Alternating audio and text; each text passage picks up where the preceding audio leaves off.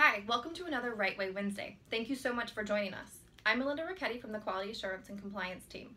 Today, I'm here with James Garton. He's the Rehab Director and Speech Therapist at Corinthia at Barton Creek in Austin, Texas. He's also one of our 2017 Compliance Excellence Award winners. So thank you and congratulations to you and your team. Awesome job.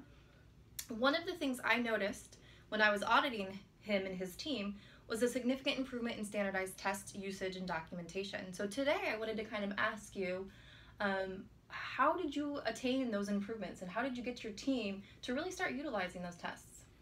Well, our focus was actually working with occupational therapy to improve their use. Our physical therapist was doing a pretty good job. And speech was too, right? Speech was too, absolutely. You bet. So after getting a list of the tests, our OTs didn't really even know what tests were out there. So once Melinda sent us the list of tests, I basically told the OTs they needed to start using the test, and that was highly unsuccessful. So we happened to have a CODA student at the time, and he needed to complete a project.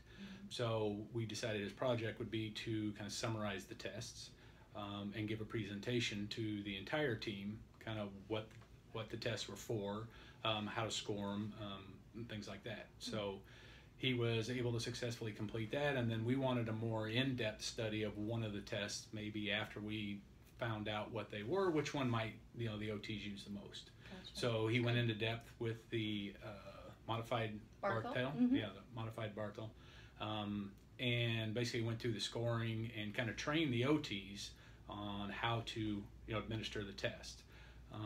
He also then, when we were done with that, made a list again that was kind of summary and gave to the OTs. So right now that list still lives in front of her computer to kind of remind her to use those exams. And it has basically become a habit now, I think, for her to use those, and I think we're pretty consistent with those. Good. And how is she doing with kind of remeasuring the tests and interpreting the results?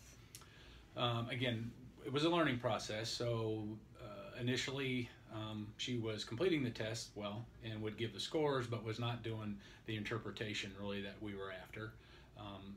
And also the follow-up, I think, is where we were having more trouble with either weekly, bi-weekly, going ahead and retesting somebody. Sure. So again, the PT, how they were doing it, she suggested to go ahead and make the completion of the test part of one of the functional goals. So again, they were reminded on a weekly basis when they were doing their notes to go ahead and, if they didn't do it weekly, then they're bi-weekly to go ahead and to retest that. That's great.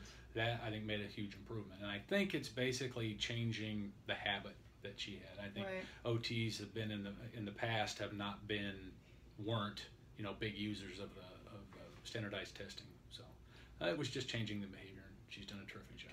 Excellent.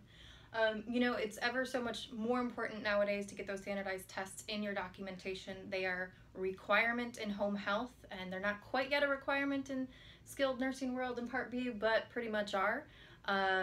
You'll probably see that down the road. So we do want all of our employees at Health Pro Heritage to utilize those standardized tests on evaluation with every single patient, remeasuring them, interpreting them along the way.